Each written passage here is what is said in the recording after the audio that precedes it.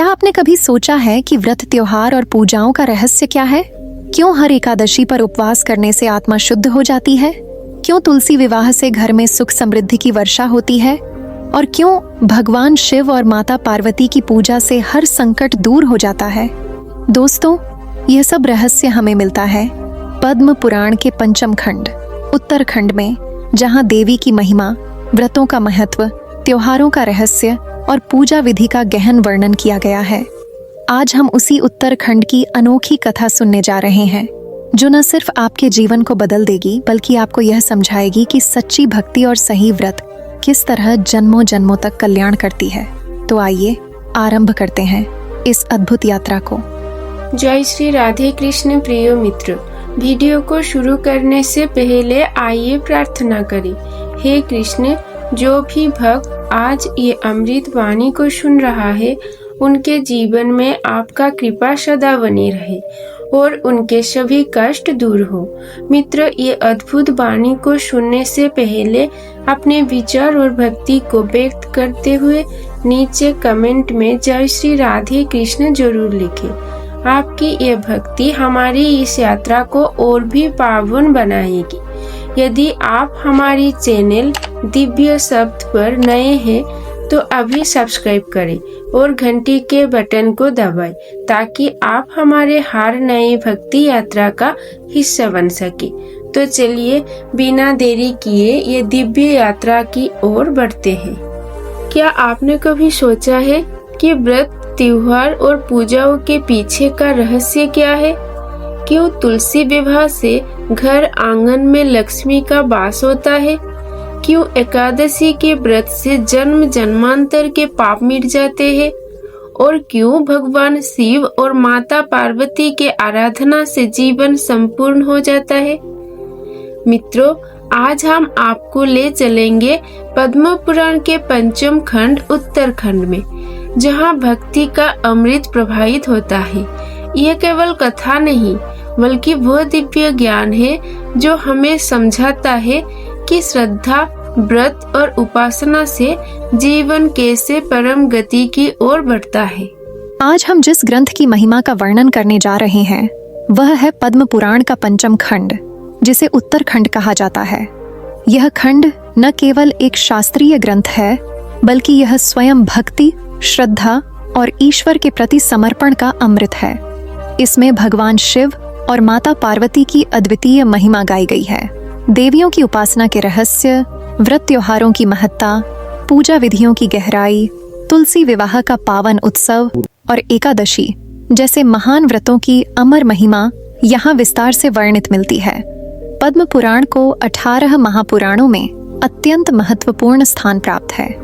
यह पुराण केवल एक धार्मिक कथा संग्रह नहीं है, बल्कि धर्म, भक्ति, योग और साधना का ऐसा ग्रंथ है जो जीवन को दिशा प्रदान करता है। उत्तरखंड विशेषकर भक्ति भाव से ओतप्रोत है।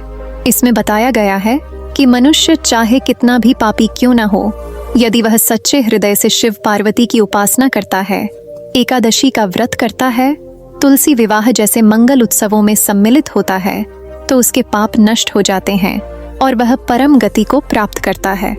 भगवान शिव को देवों के देव महादेव कहा जाता है। वे संहारकर्ता भी हैं, रक्षक भी हैं और अनंत कृपालु भी हैं। पार्वती माता स्वयं शक्ति का मूर्त रूप हैं, जिनके बिना शिव भी शिव नहीं रहते। जब हम उत्तरखंड में प्रवेश करते हैं, तो सबसे पहले यही भाव जागृत होता है कि शिव और शक्ति एक दूसरे के बिना अधूरे हैं। यह एकता ही संपूर्ण ब्रह्मांड को धारण करती है। कथा कहती है कि हिमालय की कन्या पार्वती ने जब तप करके भगवान शिव को पति रूप में प्राप्त किया, तब केवल विवाह ही नहीं हुआ, बल्कि शक्ति और शिव का संगम हुआ। यह संगम केवल व्यक्तिगत नहीं था, यह संपूर्ण सृष्टि के संतुलन का आधार था। शक्ति बिना शिव शव के समान है और शिव बिना शक्ति निःस्पंद है। पद्म पुराण हमें यही सिखाता है कि जीवन में ईश्वर और भक्ति, आत्मा और शक्ति, ज्ञान और श्रद्धा का संगम आवश्यक है। उत्तरखंड में व्रत और त्योहारों का महत्व बहुत गहराई से बताया गया है। व्रत का अर्थ केवल उपवास करना नहीं है। व्रत का अर्थ है अपने मन, वाणी और कर्म को संयमित करना। जब हम एकादशी का व्रत करते हैं, तो केवल अन्न का त्याग नहीं करते, बल्कि अपनी इंद्रियों पर विजय प्राप्त करने का संकल्प लेते हैं। तुलसी विवाह केवल एक परंपरा नहीं है, यह उस दिव्य मिलन का प्रतीक है जिसमें भक्ति और भगवान का संगम होता है। तुलसी माता स्वयं लक्ष्मी का स्वरूप हैं और जब उनका विवाह शालिग्राम भगवान से होता है तो यह दर्शाता है कि साधक की भक्ति अंततः भगवान के चरणों में मिल जाती है। अब आप सोचिए, पद्म पुराण क्यों इतना विशेष है? इसका कारण यह है कि इसमें केवल पूजा पद्धति नहीं बताई गई, बल्कि उसके पीछे का आध्यात्मिक रहस्य भी समझाया गया है। जब हम शिव की आराधना करते हैं तो केवल उनकी मूर्ति या लिंग की पूजा नहीं करते, बल्कि हम उस अनंत ब्रह्मांडीय शक्ति की पूजा करते हैं जो शिवलिंग के माध्यम से प्रकट होती है। शिवलिंग सृष्टि और प्रलय का प्रतीक है। उसमें आरंभ और अंत दोनों निहित हैं। पार्वती माता की पूजा का रहस्य और भी गहरा है।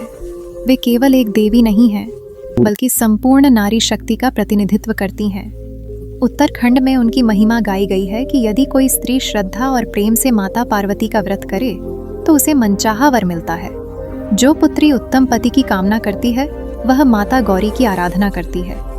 जो विवाहित स्त्रियां अपने परिवार की रक्षा चाहती हैं वे करवा चौथ और हरितालिका तीज जैसे व्रत करती हैं। यह सब परंपराएं पद्म पुराण में ही विस्तार से मिलती हैं। कथा में वर्णन आता है कि एक बार माता पार्वती ने भगवान शिव से पूछा, हे महादेव, इन व्रतों और उत्सवों का रहस्य क्या है? क्यों देवियां और स्त्रियां इनका पालन करती हैं? तब भगवान शिव ने उत्तर दिया, हे पार्वती, यह सब केवल लोकाचार नहीं है, बल्कि आत्मा की शुद्धि और परमात्मा की प्राप्ति का मार्ग है। व्रतों से साधक का मन संयमित होता है और जब मन संयमित होता है तब वह भक्ति और ध्यान में स्थिर हो जाता है। स्थिर मन ही ईश्वर को प्राप्त कर सकता है। उत्तराखंड हमें यह भी सिखाता है कि शिव पार्वती की पूजा केवल दाम्पत्य जीवन का प्रतीक नहीं है, बल्कि यह जीवन में संतुलन का प्रतीक है। शिव त्याग है, पार्वती भोग है। शिव शांति है, पार्वती उत्साह है। शिव ध्यान है, पार्वती ऊर्जा है। जब ये दोनों मिलते हैं तब जीवन पूर्ण होता है। अब मैं आपको एक छोटी कथा सुनाता हूँ जो उत्तराखंड में वर्णित है। एक बार एक साधक ने भगवान शिव से प्रार्थना की, हे प्रभु, मैं बहुत साधारण मनुष्य हूँ। मेरे पास न सोना है, न रत्न है, न कोई बड़ी भेंट है। मैं आपकी पूजा कैसे करूं? तब भगवान शिव मुस्कुराए और बोले, हे साधक, मुझे किसी भेंट की आवश्यकता नहीं है। मुझे तो बस एक निर्मल हृदय चाहिए। यदि तुम एक लोटा जल भी भक्ति से चढ़ाओगे तो वह मुझे सोने के पर्वत से भी अधिक प्रिय होगा। यह प्रसंग हमें यही सिखाता है कि पूजा का सार वस्त्र, आभूषण और भव्यता में नहीं है, बल्कि हृदय की शुद्धि और भावना में है। इसी प्रकार तुलसी विवाह की कथा आती है। जब तुलसी माता का विवाह शालिग्राम भगवान से होता है तो संपूर्ण वातावरण में भक्ति का मधुर रस भर जाता है। तुलसी माता की पूजा से हीन भावना मिटती है, घर में लक्ष्मी का आगमन होता है और साधक को जीवन में स्थिरता मिलती है। एकादशी व्रत की महिमा तो ऐसी है कि स्वयं भगवान विष्णु ने कहा है, हे अर्जुन, जो प्राणी एकादशी का व्रत करता है वह मेरे हृदय में बसता है। यह व्रत केवल पापों को नष्ट नहीं करता, बल्कि उसे जन्म मरण के चक्र से भी मुक्त कर देता है। पद्म पुराण के उत्तराखंड में एकादशी की ऐसी महिमा सुनकर साधक के मन में यह व्रत करने की तीव्र प्रेरणा जागृत होती है। अब आप सोचिए, इस उत्तराखंड को क्यों इतना महत्व दिया गया है? इसका कारण यह है कि इसमें केवल कथाएं ही नहीं, बल्कि उनके पीछे का गूढ़ रहस्य भी छिपा हुआ है।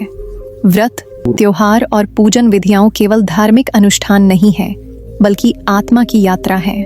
क्या आपने कभी सोचा है कि व्रत और उपवास का असली रहस्य क्या है? क्या केवल भूखे रह जाने से पाप मिट सकते हैं, या इसके पीछे कोई गहरी आध्यात्मिक शक्ति छिपी है? पद्म पुराण के उत्तराखंड में भगवान शिव स्वयं माता पार्वती को बताते हैं कि व्रत का अर्थ केवल अन्न का त्याग नहीं, बल्कि मन और आत्मा का शुद्धिकरण है। यही कारण है कि एकादशी, तुलसी विवाह, महाशिवरात्रि और करवा चौथ जैसे व्रतों को इतना महान माना गया है। आज हम आपको इन व्रतों और त्योहारों के पीछे छिपे दिव्य रहस्यों की अद्भुत कथा सुनाने जा रहे हैं। हमने पिछले भाग में यह जाना कि पद्म पुराण उत्तरखंड केवल कथाओं का संकलन नहीं है, बल्कि जीवन का मार्गदर्शन करने वाला आध्यात्मिक ग्रंथ है। इसमें शिव और पार्वती की महिमा का अद्भुत गान मिलता है। अब इस दूसरे भाग में हम और गहराई से उतरते हैं, जहां भगवान शिव स्वयं माता पार्वती को व्रतों और पूजा विधियों की महत्ता समझाते हैं। पद्म पुराण कहता है कि एक बार कैलाश पर्वत पर माता पार्वती ने भगवान शिव से एक प्रश्न पूछा। उन्होंने कहा, हे नीलकंठ, हे महादेव, मैं आपके चरणों की दासी हूं और आपके बिना मेरा जीवन शून्य है, किंतु मैं आपसे एक रहस्य पूछना चाहती हूं। संसार में अनेकों व्रत, उपवास, त्योहार और पूजा विधियां प्रचलित हैं। स्त्रियां और पुरुष इन व्रतों को करते हैं, परंतु हर किसी का उद्देश्य अलग अलग होता है। कोई पुत्र की प्राप्ति के लिए करता है, कोई धन के लिए करता है, कोई अपने पति की दीर्घायु के लिए करता है और कोई मोक्ष के लिए करता है। हे महेश्वर, आप मुझे बताइए कि इन व्रतों का वास्तविक उद्देश्य क्या है और इनकी महिमा इतनी महान क्यों कही गई है। तब भगवान शिव मंद मंद मुस्कुराए और बोले, हे पार्वती, तुमने जो प्रश्न किया है वह केवल तुम्हारे मन का प्रश्न नहीं है, बल्कि संपूर्ण मानव जाति का प्रश्न है। मनुष्य व्रत क्यों करे, उपवास क्यों करे, पर्व त्योहार क्यों मनाए, इसका रहस्य गहरा है। देखो पार्वती, व्रत का अर्थ केवल अन्न का त्याग नहीं है। व्रत का अर्थ है संकल्प। व्रत का अर्थ है अपने चित्त को एक ध्येय पर स्थिर करना।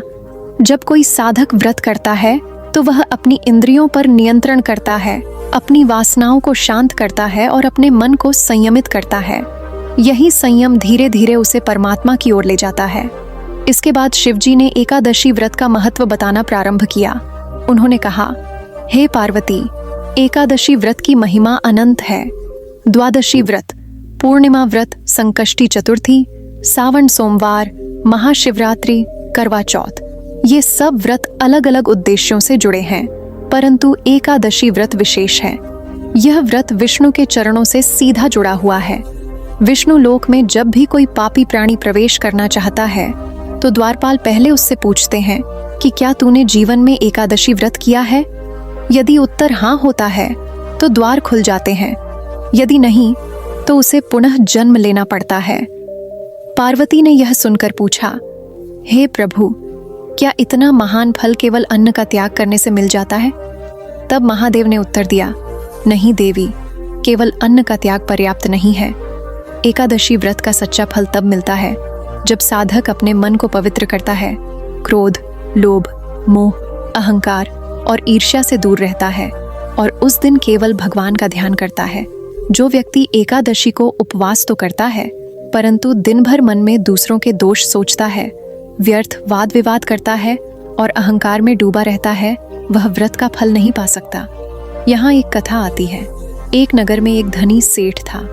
वह हर एकादशी को व्रत करता था, लेकिन उसका मन हमेशा व्यापार में लगा रहता। वह उपवास तो करता, परंतु दूसरों का धन हड़पने की योजना भी बनाता। जब मृत्यु आई तो यमदूत उसे लेने आए। सेठ चिल्लाया कि मैंने जीवन भर एकादशी का व्रत किया है, तुम मुझे क्यों ले जा रहे हो। तब यमदूत बोले, हे मूर्ख, तेरा व्रत केवल शरीर का था, मन और आत्मा का नहीं। तूने भूखा रहकर केवल अपने शरीर को कष्ट दिया, परंतु अपने मन को शुद्ध नहीं किया, इसलिए तुझे नरक ही मिलेगा। यह सुनकर सेठ का अहंकार टूट गया और वह अगले जन्म में एक साधारण ब्राह्मण के घर जन्मा, जिसने सच्चे मन से एकादशी का व्रत किया और मोक्ष प्राप्त किया। इस कथा से यह शिक्षा मिलती है कि व्रत का फल तभी मिलता है जब शरीर, मन और आत्मा तीनों एक साथ संयमित हों। यही पद्म पुराण उत्तरखंड का संदेश है। अब तुलसी विवाह की कथा आती है। तुलसी माता का जन्म एक महान तपस्विनी कन्या के रूप में हुआ। उन्होंने घोर तपस्या करके भगवान विष्णु को पति रूप में पाने की इच्छा व्यक्त की, लेकिन उनके भाग्य में शंखचूड़ नामक असुर पति के रूप में लिखा गया। जब तुलसी ने विवाह किया और असुर के साथ रहीं, तो उन्होंने सदा ही भगवान का स्मरण किया। बाद में भगवान विष्णु ने लीला की और शंखचूड़ का वध किया। तुलसी माता का हृदय विष्णु में ही रमा रहा। तब विष्णु ने कहा, देवी, आज से तुम सदा मेरी प्रिय रहोगी। तुम्हारा विवाह मेरे साथ प्रतिवर्ष कार्तिक मास में शालिग्राम रूप से होगा। और तब से तुलसी विवाह की परंपरा प्रारंभ हुई। इस विवाह का महत्व केवल परंपरा में नहीं है, बल्कि यह गहरा आध्यात्मिक संदेश देता है। तुलसी भक्ति का प्रतीक है और शालिग्राम भगवान का। जब तुलसी का विवाह भगवान से होता है तो यह बताता है कि सच्ची भक्ति अंततः भगवान से मिलकर ही पूर्ण होती है। जो साधक तुलसी विवाह करता है वह अपने भीतर की भक्ति को भगवान के चरणों में समर्पित करता है। अब हम शिव पार्वती संवाद की ओर लौटते हैं। माता पार्वती ने महादेव से पूछा, हे प्रभु, स्त्रियां विशेषकर कौन से व्रत करें जिससे उन्हें उत्तम पति मिले और परिवार सुखी रहे? तब शिवजी ने कहा, देवी, हरितालिका तीज का व्रत अत्यंत फलदायी है। यह व्रत स्वयं तुमने किया था जब तुमने मुझे पति रूप में पाने की इच्छा की थी। तुमने कठोर तपस्या की, उपवास किया, अपने शरीर को कष्ट दिया, किंतु मन में सदा भक्ति और विश्वास रखा। उसी का फल है कि मैं तुम्हारा पति बना। अतः जो कन्या इस व्रत को करती है उसे उत्तम पति और सुखी दाम्पत्य जीवन की प्राप्ति होती है। इसके बाद करवा चौथ व्रत का उल्लेख आता है। स्त्रियां यह व्रत अपने पति की दीर्घायु के लिए करती हैं। पार्वती माता ने स्वयं इस व्रत की महिमा गाई है और कहा है कि जो स्त्री सच्चे हृदय से यह व्रत करती है उसका पति लंबी आयु वाला होता है। इसी प्रकार महाशिवरात्रि का व्रत वर्णित है।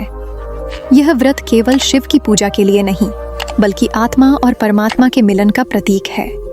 महाशिवरात्रि की रात्रि वह है जब सृष्टि की सारी शक्तियां शिव के ध्यान में लीन हो जाती हैं।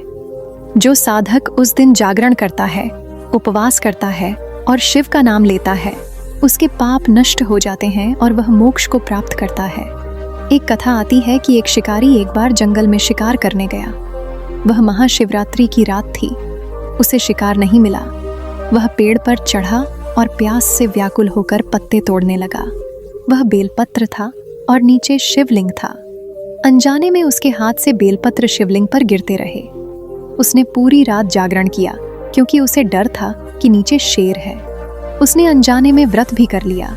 सुबह जब वह मरा तो शिवदूत आए और उसे कैलाश ले गए। इस कथा से यह शिक्षा मिलती है कि यदि कोई अनजाने में भी शिव का पूजन कर ले तो उसका उद्धार हो जाता है।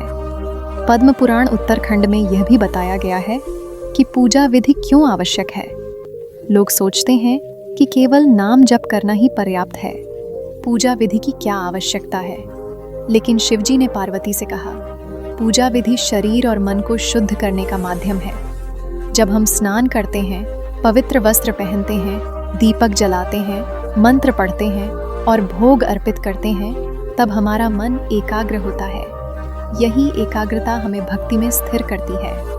अब हम यह भी समझें कि व्रत और त्योहार केवल व्यक्तिगत सुख के लिए नहीं बल्कि समाज और परिवार की एकता के लिए भी बनाए गए हैं। जब पूरा परिवार एक साथ उपवास करता है, पूजा करता है, कथा सुनता है, तो उनमें आपसी प्रेम बढ़ता है। त्योहार समाज को जोड़ते हैं और व्रत व्यक्ति को ईश्वर से जोड़ता है। यही दोनों मिलकर जीवन को सुंदर बनाते हैं। पद्म पुराण उत्तरखंड का यह संदेश आज भी उतना ही प्रासंगिक है जितना प्राचीन काल में था। जब हम आधुनिक जीवन में व्यस्त रहते हैं तब भी व्रत और त्योहार हमें आध्यात्मिकता से जोड़ते हैं। क्या आपने कभी सोचा है कि नवरात्र, करवा चौथ, हरितालिका तीज और तुलसी विवाह जैसे व्रत केवल परंपरा है या इनके पीछे कई गहरा रहस्य छिपा है? पद्म पुराण उत्तरखंड हमें बताता है कि देवी उपासना केवल स्त्रियों के लिए ही नहीं बल्कि हर साधक के लिए आत्मा को शुद्ध करने और शक्ति को जागृत करने का मार्ग है। जब हम देवी की आराधना करते हैं तो हम केवल पूजा नहीं करते बल्कि अपनी आत्मा को परमात्मा के करीब ले जाते हैं।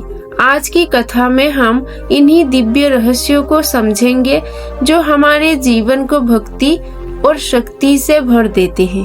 पद्म पुराण का उत्तरखंड केवल एक धार्मिक ग्रंथ नहीं बल्कि यह जीवन की साधना का ऐसा पथ है जो हर गृहस्थ, हर सन्यासी और हर साधक को मार्ग दिखाता है। पिछले 2 भागों में हमने देखा कि व्रत और त्योहार केवल उपवास और अनुष्ठान नहीं है बल्कि आत्मा की शुद्धि और ईश्वर की प्राप्ति का साधन है। अब इस भाग में हम विशेष रूप से देवी उपासना और उसके गूढ़ रहस्यों की चर्चा करेंगे। कैलाश पर्वत पर एक बार माता पार्वती ने महादेव से प्रश्न किया, उन्होंने कहा, हे महादेव, लोग मेरी भी उपासना करते हैं, कभी गौरी रूप में, कभी दुर्गा रूप में, कभी काली रूप में। स्त्रियां विशेष रूप से गौरी पूजा करती हैं। नवरात्र में मेरी आराधना होती है। फिर करवा चौथ और तीज जैसे व्रत भी मेरे नाम पर होते हैं। हे नीलकंठ, यह सब क्यों है?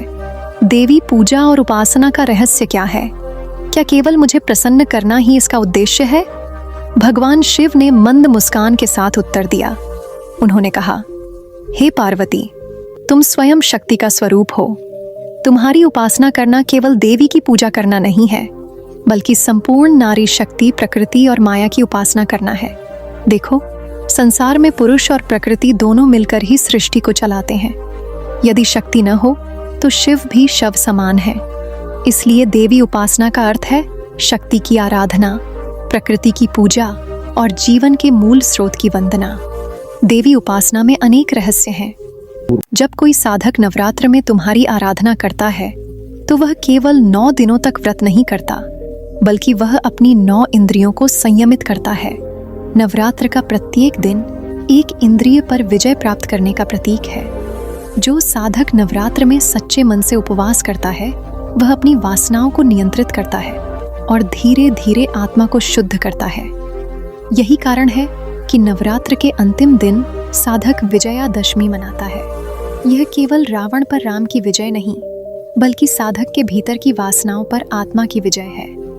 पार्वती माता ने शिव से कहा, हे प्रभु, क्या केवल स्त्रियों के लिए ही देवी उपासना आवश्यक है या पुरुषों को भी करनी चाहिए?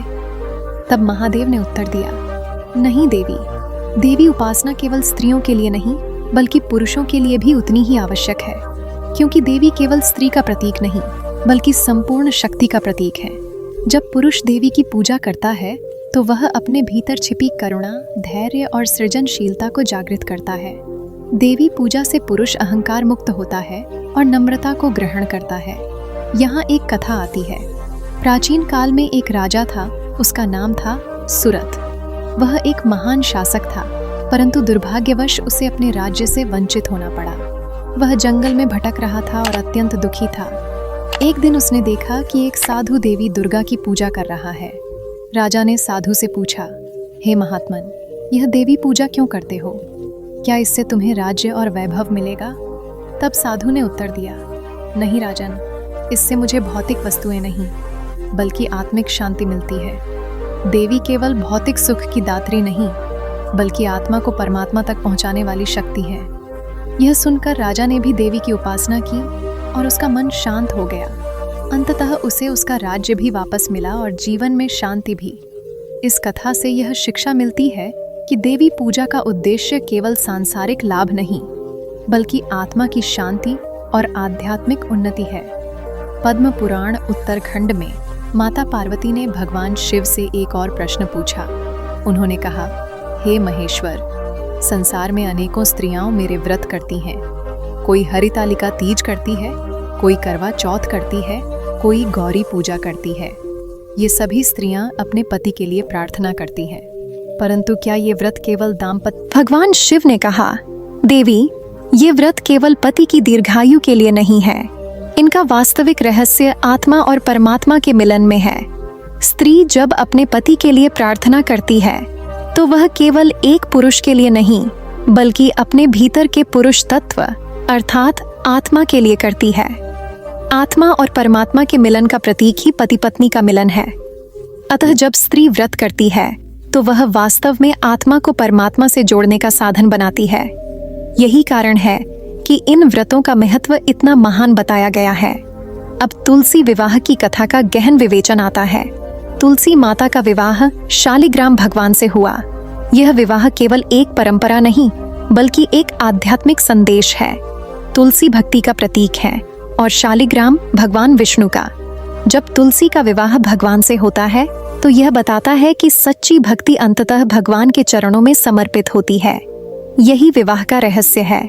जब साधक अपने भीतर की भक्ति को भगवान के चरणों में अर्पित करता है, तभी उसकी साधना पूर्ण होती है। अब एक और गहन प्रसंग आता है। पार्वती माता ने शिव से पूछा, हे प्रभु, संसार में लोग इतने व्रत और त्योहार क्यों करते हैं? क्या केवल एक ही व्रत पर्याप्त नहीं? तब शिव ने कहा, देवी, हर व्रत और त्योहार का अपना विशेष फल और उद्देश्य है। जैसे वर्षा ऋतु में अलग अलग पौधे उगते हैं, वैसे ही हर व्रत का फल भी अलग होता है।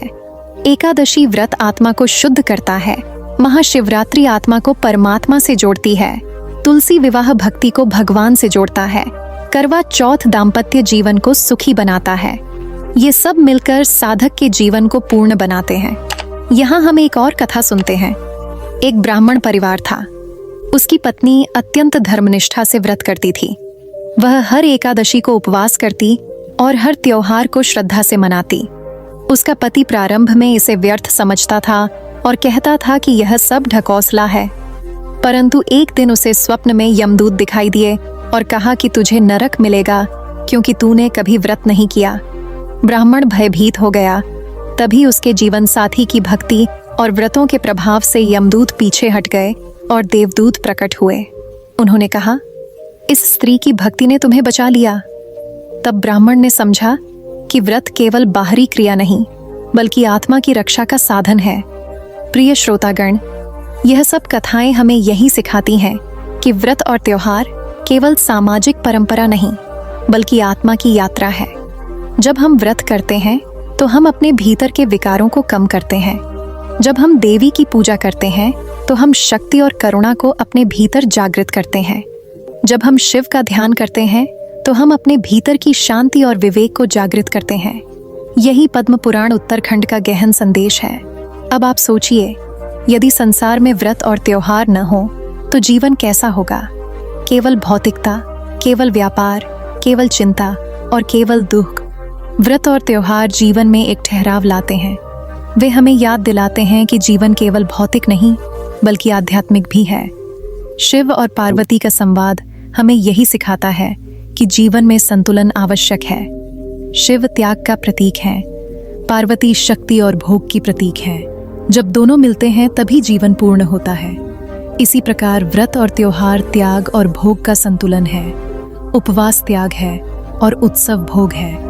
जब दोनों साथ आते हैं तो जीवन सुंदर बनता है। क्या आपने कभी सोचा है कि माता पार्वती की उपासना और एकादशी, तुलसी विवाह जैसे व्रतों में इतनी अपार शक्ति क्यों है?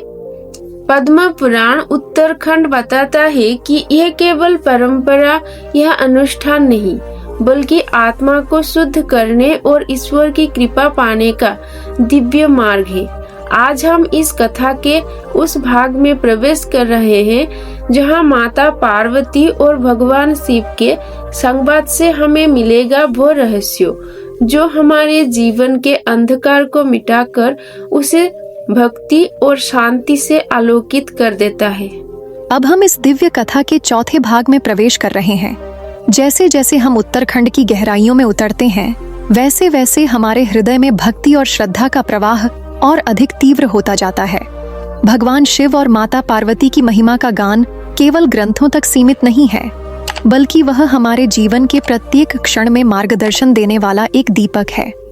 यह दीपक न केवल अंधकार को दूर करता है, बल्कि भीतर की अशुद्धियों को भी जलाकर हमें निर्मल बनाता है। उत्तराखंड में देवी की उपासना का ऐसा विस्तार मिलता है कि प्रत्येक अध्याय अपने आप में एक पूर्ण साधना बन जाता है। माता पार्वती केवल शक्ति की अधिष्ठात्री ही नहीं, बल्कि करुणा, ममता और भक्ति की मूर्ति है। जब हम उनका स्मरण करते हैं तो हमारे भीतर एक ऐसी शक्ति का संचार होता है जो हमें हर परिस्थिति में धैर्यवान, सहनशील और भक्तिमय बनाए रखता है। कथा में वर्णन आता है कि एक बार माता पार्वती ने भगवान शिव से पूछा कि मनुष्य को पापों से मुक्त होने का सबसे सरल मार्ग क्या है। तब महादेव ने कहा कि यदि कोई भक्त निष्ठापूर्वक एकादशी का व्रत करता है, तुलसी विवाह में सम्मिलित होता है और माता की भक्ति करता है, तो उसके समस्त पाप नष्ट हो जाते हैं। यहाँ यह स्पष्ट हो जाता है कि व्रत और उपासना केवल बाहरी आडंबर नहीं है, बल्कि वे हमारे भीतर की विकृतियों को दूर करने का साधन है। माता पार्वती की भक्ति का स्वरूप अत्यंत कोमल और मधुर है।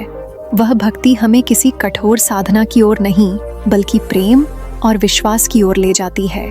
जैसे एक बालक अपनी माँ पर पूर्ण विश्वास रखता है, वैसे ही भक्त जब माता की शरण में जाता है तो उसे किसी भय या संकट की चिंता नहीं रहती। इसी कारण पद्म पुराण में यह वर्णन है कि जो कोई नवरात्र में देवी की आराधना करता है उसके जीवन में नवदुर्गा की 9 शक्तियाँ प्रकट हो जाती हैं। यह 9 शक्तियाँ केवल बाहरी नहीं बल्कि हमारे भीतर की सुप्त शक्तियाँ हैं जो जागृत होकर जीवन को दिव्य बना देती हैं। अब मैं आपको एक कथा सुनाता हूँ जो उत्तराखंड में वर्णित है। एक ब्राह्मण था जिसका नाम चित्तरंजन था। वह गरीब था लेकिन अत्यंत भक्तिमान था। वह प्रतिदिन माता पार्वती की आराधना करता और एकादशी का व्रत अवश्य करता। उसकी गरीबी इतनी अधिक थी कि कई बार उसे और उसके परिवार को भूखे सोना पड़ता, लेकिन उसने कभी भी माता की पूजा करना नहीं छोड़ा। एक दिन जब वह तुलसी विवाह में सम्मिलित हुआ तो उसने संकल्प लिया कि चाहे जीवन जैसा भी हो वह माता पार्वती और भगवान शिव की उपासना कभी नहीं छोड़ेगा। उसकी निष्ठा और श्रद्धा से प्रसन्न होकर माता पार्वती उसके स्वप्न में प्रकट हुईं और बोलीं, वत्स, तुम्हारी भक्ति ने मुझे और महादेव को अत्यंत प्रसन्न किया है। अब से तुम्हारे जीवन में कभी कोई कष्ट नहीं रहेगा। अगले ही दिन उसके घर में अन्न और धन का ऐसा भंडार प्रकट हुआ कि वह न केवल स्वयं सुखी हुआ बल्कि आसपास के गरीबों की सेवा भी करने लगा। यह कथा हमें यह सिखाती है कि जब हम व्रत और भक्ति को सच्चे हृदय से करते हैं तो भगवान और देवी हमारी झोली भर देते हैं। देवी की पूजा केवल अनुष्ठान नहीं बल्कि आत्मा का परिष्कार है। जब हम दीप जलाते हैं तो वह केवल मंदिर का अंधकार नहीं मिटाता बल्कि हमारे भीतर के अज्ञान का अंधकार भी दूर करता है। जब हम पुष्प अर्पित करते हैं तो वह केवल मूर्ति पर नहीं बल्कि हमारे अहंकार पर अर्पित होता है। जब हम माता से प्रार्थना करते हैं तो वह केवल शब्द नहीं होते बल्कि हमारे हृदय की पुकार होती है जिसे माता कभी अनसुना नहीं करती। अब हम तुलसी विवाह की महिमा पर थोड़ा विस्तार करते हैं। तुलसी देवी को भगवान विष्णु की पत्नी के रूप में पूजनीय माना गया है। जब तुलसी विवाह होता है तो उसमें माता पार्वती और भगवान शिव की उपस्थिति का विशेष महत्व बताया गया है। ऐसा कहा जाता है कि इस दिन जो भी भक्त तुलसी विवाह करता है या उसमें सम्मिलित होता है उसके समस्त व्रत और तप पूर्ण हो जाते हैं। यहाँ तक कि जिसने जीवन में कोई साधना न की हो वह भी इस व्रत से पुण्य का अधिकारी बनता है। उत्तराखंड में एक प्रसंग आता है कि एक राजा था जिसने सारा जीवन विलासिता में बिताया। मृत्यु निकट आने पर उसे भय हुआ और वह महादेव के मंदिर में गया। वहां संयोग से तुलसी विवाह हो रहा था। उसने केवल वहां बैठकर मन से भगवान और माता का स्मरण किया। उसी क्षण उसके पाप क्षीण हो गए और मृत्यु के बाद वह विष्णु लोक को प्राप्त हुआ। यह प्रसंग हमें यह शिक्षा देता है कि ईश्वर की कृपा पाने में कभी देर नहीं होती। बस सच्चे मन से एक क्षण का स्मरण भी जीवन को दिव्य बना देता है। अब आइए देवी की आराधना के रहस्य की ओर चलें। देवी की पूजा का वास्तविक अर्थ है अपने भीतर की शक्ति को जागृत करना। जब हम माता पार्वती की पूजा करते हैं तो हम केवल बाहरी जगत की देवी की आराधना नहीं कर रहे होते बल्कि अपने भीतर की शक्ति, अपने धैर्य, अपने साहस और अपनी करुणा की आराधना कर रहे होते हैं। यही कारण है कि पुराणों में कहा गया है कि जो स्त्री या पुरुष देवी की उपासना करता है उसके जीवन में कभी दुर्बलता नहीं आती। व्रत और त्योहार हमारे जीवन को अनुशासन और पवित्रता प्रदान करते हैं। जब हम एकादशी का व्रत रखते हैं तो हम केवल भोजन का त्याग नहीं करते बल्कि अपनी इंद्रियों पर नियंत्रण करते हैं। जब हम नवरात्र का उपवास करते हैं तो हम केवल अनाज से दूर नहीं रहते बल्कि अपने भीतर की बुराइयों से भी दूर रहते हैं। इस प्रकार व्रत केवल शरीर का नियम नहीं बल्कि आत्मा का शुद्धिकरण है। प्रिय श्रोतागण, उत्तराखंड का यह भाग हमें यह सिखाता है कि भगवान शिव और माता पार्वती की उपासना से जीवन में कोई कार्य असंभव नहीं रहता। उनके स्मरण से हम न केवल सांसारिक सुख प्राप्त करते हैं बल्कि आत्मिक शांति भी पाते हैं। देवी हमें यह सिखाती हैं कि कठिनाई कैसी भी हो, यदि मन में विश्वास और भक्ति है तो कोई भी संकट स्थायी नहीं है। जब हम इस ग्रंथ का श्रवण करते हैं तो हमारे भीतर यह भावना जागृत होती है कि जीवन केवल भौतिक सुख सुविधाओं का नाम नहीं है। जीवन का वास्तविक अर्थ है ईश्वर और देवी की शरण में रहकर अपने कर्तव्यों का पालन करना। यही जीवन की सबसे बड़ी साधना है। हमने तुलसी विवाह, देवी उपासना और भगवान शिव पार्वती के महिमा का गहन वर्णन सुना। अब हम एकादशी व्रत के रहस्य, तुलसी विवाह की अद्भुत महिमा और भक्त चरित्र की प्रेरणादायक कथाओं का रसपान करेंगे। यह केवल कथा नहीं बल्कि जीवन को अंधकार से प्रकाश की ओर ले जाने वाला एक दिव्य दीप है। तो आइए श्रद्धा और भक्ति से इस पावन कथा का श्रवण आरंभ करें। अब हम पद्म पुराण के उत्तरखंड के इस पावन यात्रा में 5वें भाग में प्रवेश कर रहे हैं। पिछले 4 भागों में हमने भगवान शिव और माता पार्वती की महिमा, देवी की उपासना, व्रतों और त्योहारों का महत्व तथा तुलसी विवाह की अद्भुत कथा का विस्तार से श्रवण किया। अब इस भाग में हम और गहराई से एकादशी व्रत की महिमा, तुलसी विवाह का रहस्य, देवी के व्रतों का दिव्य प्रभाव और भक्त चरित्र की प्रेरणादायक कथाएं सुनेंगे। ये केवल धार्मिक आख्यान नहीं है बल्कि जीवन के लिए ऐसे दिशा सूचक दीप हैं जो हमें अंधकार से प्रकाश की ओर ले जाते हैं। एकादशी का व्रत पुराणों में अत्यंत श्रेष्ठ माना गया है। जब माता पार्वती ने भगवान शंकर से पूछा कि कौन सा व्रत मनुष्य को पापों से मुक्त कर परम पद का अधिकारी बना देता है, तब महादेव ने उत्तर दिया, देवी, एकादशी व्रत के समान कोई अन्य व्रत नहीं है। यह व्रत न केवल शरीर को शुद्ध करता है बल्कि आत्मा को भी निर्मल बनाता है। इस व्रत का पालन करने से मनुष्य को विष्णु लोक प्राप्त होता है और वह जन्म मरण के चक्र से मुक्त हो जाता है। महादेव के इस वचन से स्पष्ट हो जाता है कि एकादशी का व्रत केवल विष्णु भक्तों के लिए नहीं बल्कि शिव और शक्ति उपासकों के लिए भी उतना ही फलदायी है। कथा आती है कि एक बार एक राजा था जिसका नाम हेमांगत था। वह अत्यंत पराक्रमी और धर्मनिष्ठ था, परंतु सांसारिक भोगों में लिप्त रहने के कारण उसके मन में शांति नहीं थी। उसने अनेक यज्ञ और दान किए, परंतु उसे संतोष नहीं मिला। तब एक दिन एक महात्मा ने उससे कहा कि यदि वह एकादशी व्रत करेगा तो उसे वास्तविक शांति और मुक्ति का मार्ग मिलेगा। राजा ने उसी दिन संकल्प लिया और पहली बार एकादशी का उपवास किया। उस दिन उसके मन को जो आनंद और शांति मिली वह पहले कभी अनुभव नहीं की थी।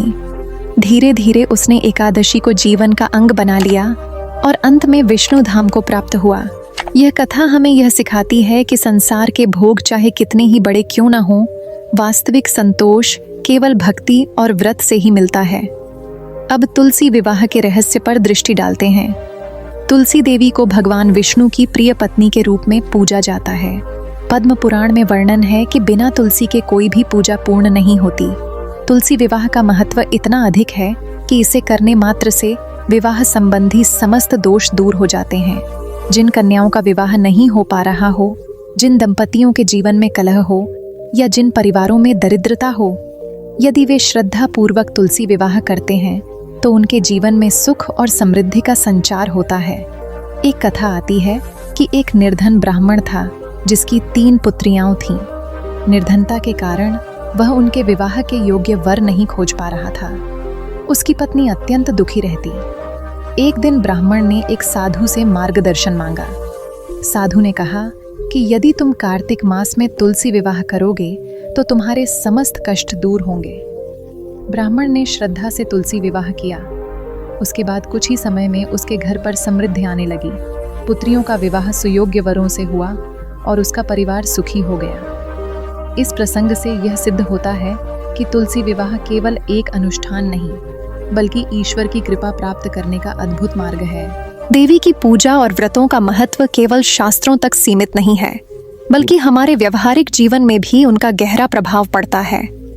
जब हम उपवास करते हैं तो हमारा शरीर विषैले तत्वों से मुक्त होता है और जब हम देवी का स्मरण करते हैं तो हमारे मन का कलुष मिट जाता है। इस प्रकार व्रत और उपासना हमें शारीरिक और मानसिक दोनों रूपों से शुद्ध करते हैं। उत्तराखंड में देवी के अनेक व्रतों का वर्णन है, जैसे गौरी व्रत, सौभाग्य व्रत, अर्घ्य व्रत और नवरात्र व्रत। इन व्रतों का उद्देश्य केवल बाहरी अनुष्ठान नहीं बल्कि स्त्री और पुरुष दोनों को संयम, श्रद्धा और सदाचार का मार्ग दिखाना है। उदाहरण के लिए, गौरी व्रत करने वाली स्त्री को अखंड सौभाग्य की प्राप्ति होती है। सौभाग्यवती स्त्रियां जब इस व्रत का पालन करती हैं तो उनके परिवार में सुख शांति बनी रहती है। अब मैं आपको एक प्रसंग सुनाता हूँ। एक कन्या थी जिसका नाम अनन्या था। वह माता पार्वती की परम भक्त थी। विवाह योग्य होने के बाद भी उसका विवाह नहीं हो पा रहा था। समाज में उसका उपहास होने लगा। उसने माता पार्वती से प्रार्थना की और नवरात्र व्रत का संकल्प लिया। उसने पूरे 9 दिनों तक भक्ति और नियम पूर्वक माता की आराधना की। नवमी के दिन माता पार्वती ने स्वप्न में उसे दर्शन दिए और कहा, वत्स, चिंता मत कर, तेरा विवाह शीघ्र ही योग्य वर से होगा। और वास्तव में कुछ ही दिनों में एक श्रेष्ठ वर मिला और उसका विवाह हुआ। यह घटना हमें यह सिखाती है कि यदि हम श्रद्धा और भक्ति से माता की शरण में जाते हैं तो कोई भी कठिनाई शेष नहीं रहती। देवी की उपासना में एक और विशेष महत्व है, त्योहार। त्योहार केवल उत्सव नहीं है, बल्कि वे जीवन के मूल्य सिखाने वाले साधन हैं। नवरात्र हमें संयम और साधना का मार्ग दिखाते हैं। हरितालिका तीज स्त्रियों को सौभाग्य और अखंड पति की प्राप्ति का आशीर्वाद देता है। करवा चौथ पति पत्नी के बीच विश्वास और प्रेम का प्रतीक है। यह सभी व्रत और त्योहार परिवार और समाज को मजबूत बनाते हैं। उत्तराखंड का संदेश यही है कि व्रत और पूजा से न केवल हमारा व्यक्तिगत जीवन सुधरता है, बल्कि समाज भी सुदृढ़ होता है। जब स्त्रियां और पुरुष मिलकर देवी की पूजा करते हैं तो उनके परिवार में एकता आती है। जब पूरा समाज एक त्योहार में सम्मिलित होता है तो समाज में प्रेम, सद्भाव और भाईचारा बढ़ता है। भगवान शिव और माता पार्वती की महिमा इतनी अद्भुत है कि उनके स्मरण मात्र से मनुष्य का जीवन सफल हो जाता है। पद्म पुराण कहता है कि यदि कोई मनुष्य कार्तिक मास में प्रतिदिन दीपदान करता है और तुलसी के पौधे की पूजा करता है तो उसके 7 जन्मों के पाप नष्ट हो जाते हैं। और यदि वह एकादशी का व्रत करता है तो वह विष्णु धाम को प्राप्त करता है। मित्रों, अब हमें मिलेगा भगवान शिव और माता पार्वती के दिव्य संवादों का श्रवण। यह संवाद केवल कथा नहीं, बल्कि जीवन के हर अंधकार को मिटाने वाला मार्गदर्शन है। एकादशी व्रत की अद्भुत महिमा, तुलसी विवाह का रहस्य और देवी व्रतों का दिव्य प्रभाव, सब कुछ इस भाग में हमारे हृदय को भक्ति और करुणा से भर देगा। तो आइए श्रद्धा के साथ इस दिव्य यात्रा की शुरुआत करें। प्रिय श्रोतागण, अब हम पद्म पुराण के उत्तराखंड की इस पावन यात्रा के 6ठे भाग में प्रवेश कर रहे हैं। यह भाग और भी अधिक गहन और भव्य है क्योंकि इसमें भगवान शिव और माता पार्वती के दिव्य संवादों का विस्तार से वर्णन मिलता है। जब भी देवाधिदेव महादेव और जगत जननी माता पार्वती का संवाद होता है तो वह केवल दैवी कथन नहीं होता, बल्कि वह सृष्टि के हर प्राणी के लिए जीवन मार्गदर्शन होता है। यह संवाद मनुष्य के सांसारिक और आध्यात्मिक दोनों ही जीवन के लिए दीपस्तंभ के समान है। पद्म पुराण उत्तराखंड में यह प्रसंग आता है कि एक बार माता पार्वती ने महादेव से अत्यंत कोमल स्वर में प्रश्न किया, हे नाथ, यह संसार मोह और पापों में डूबा हुआ है। प्राणी अपने जीवन में चाहे कितने भी यज्ञ करें, चाहे कितने भी दान दें, फिर भी वह शांति और मोक्ष को क्यों नहीं प्राप्त कर पाता? क्या कोई ऐसा उपाय है जो सहज हो और जिससे पाप नष्ट हो जाए, दुख दूर हो जाए और प्राणी जीवन मरण के चक्र से मुक्त हो जाए? महादेव मुस्कुराए और बोले, देवी, तुम्हारा प्रश्न अत्यंत करुणामय है। प्राणी के दुख देखकर ही तुम्हारे हृदय में यह करुणा उत्पन्न हुई है। सुनो, इस कलियुग में सबसे सरल और श्रेष्ठ उपाय व्रत और भक्ति है। विशेषकर एकादशी व्रत और तुलसी की पूजा से मनुष्य को वह पुण्य मिलता है जो हजारों यज्ञों और दानों से भी नहीं मिलता। और जब वह इस पुण्य को माता पार्वती या महादेव के चरणों में समर्पित करता है तो वह पुण्य अनंत फलदायी हो जाता है। देवी ने कहा, नाथ, एकादशी व्रत की इतनी महिमा क्यों है? इसमें ऐसा क्या रहस्य छिपा है कि अन्य किसी व्रत के समान इसका महत्व नहीं माना गया? महादेव ने उत्तर दिया, देवी, एकादशी तिथि को स्वयं भगवान विष्णु अपनी आंतरिक शक्ति योग माया से उपवास रूप में प्रकट हुए, इसीलिए इसे हरि व्रत कहा गया। जब कोई मनुष्य इस दिन उपवास करता है तो वह केवल भोजन का त्याग नहीं करता, बल्कि वह अपनी इंद्रियों पर विजय प्राप्त करता है। भूख का दमन केवल शरीर का अभ्यास नहीं है, बल्कि यह मन और वासनाओं पर विजय का प्रतीक है। जब प्राणी अपनी इच्छाओं पर नियंत्रण करना सीख जाता है तो वह वास्तविक अर्थ में स्वतंत्र हो जाता है। यही कारण है कि एकादशी व्रत को समस्त व्रतों का राजा कहा गया है। ये सुनकर माता पार्वती अत्यंत प्रसन्न हुई। उन्होंने कहा, नाथ, यदि एकादशी इतनी महान है तो मैं भी सदा इस व्रत का पालन करूंगी ताकि संसार को एक आदर्श मार्ग मिल सके। तभी से माता पार्वती और महादेव स्वयं भी इस व्रत का पालन करने लगे। इस घटना से हमें यह शिक्षा मिलती है कि यदि देवाधिदेव और जगत जननी भी किसी व्रत का पालन करें तो वह व्रत केवल अनुष्ठान नहीं रह जाता बल्कि धर्म और भक्ति का आदर्श बन जाता है। अब तुलसी पूजा और विवाह की महिमा पर विचार करें। तुलसी देवी को विष्णु प्रिया कहा जाता है और पद्म पुराण में उन्हें शक्ति का ही एक रूप माना गया है। जब माता पार्वती ने तुलसी विवाह का महत्व पूछा तब महादेव ने कहा, देवी, तुलसी केवल एक पौधा नहीं है बल्कि वह भक्ति और शुद्धता का प्रतीक है। जिस घर में तुलसी का वास होता है वहां कभी दरिद्रता या दुर्भाग्य प्रवेश नहीं करता। और जब तुलसी विवाह होता है तो वह विवाह केवल तुलसी और विष्णु का मिलन नहीं है बल्कि वह जीवात्मा और परमात्मा के मिलन का प्रतीक है। इसलिए इस दिन जो भक्त तुलसी विवाह करता है वह अपने भीतर की आत्मा को परमात्मा से जोड़ता है। पद्म पुराण में एक कथा आती है। एक विधवा स्त्री थी जो अत्यंत दुखी जीवन जी रही थी। समाज में उसका तिरस्कार होता और परिवारजन भी उसे बोझ मानते। एक दिन उसने किसी साधु से सुना कि तुलसी विवाह करने से जीवन के समस्त दुख मिट जाते हैं। उसने श्रद्धा पूर्वक तुलसी विवाह किया। उसी रात माता पार्वती ने स्वप्न में प्रकट होकर कहा, वत्से, तेरी श्रद्धा ने हमें प्रसन्न किया है। अब तेरे जीवन से समस्त दुख दूर होंगे। अगले दिन से उसके जीवन में परिवर्तन आना शुरू हुआ। परिवार में उसका मान सम्मान बढ़ गया और समाज ने भी उसकी भक्ति को स्वीकार किया। यह कथा यह बताती है कि तुलसी विवाह केवल एक विधि नहीं बल्कि जीवन के अंधकार को प्रकाश में बदलने का मार्ग है। अब देवी व्रतों का विस्तार से उल्लेख आता है। उत्तराखंड में कहा गया है कि जो स्त्रियां हरितालिका तीज का व्रत करती हैं उन्हें अखंड सौभाग्य की प्राप्ति होती है। माता पार्वती स्वयं इस व्रत का प्रथम पालन करने वाली हैं। उन्होंने हिमालय पर कठिन तपस्या करके शिवजी को पति रूप में प्राप्त किया। जब सखियों ने उनसे पूछा कि इस कठिन तपस्या का रहस्य क्या है तो माता ने कहा, यह तपस्या केवल मेरे लिए नहीं बल्कि आने वाली स्त्रियों के लिए है ताकि वे भी इस व्रत का पालन करके अपने जीवन को धन्य बना सकें। देवी उपासना का एक और विशेष स्वरूप है नवरात्र। नवरात्र में 9 रूपों की पूजा केवल बाहरी देवी की नहीं बल्कि हमारे भीतर की 9 शक्तियों की होती है।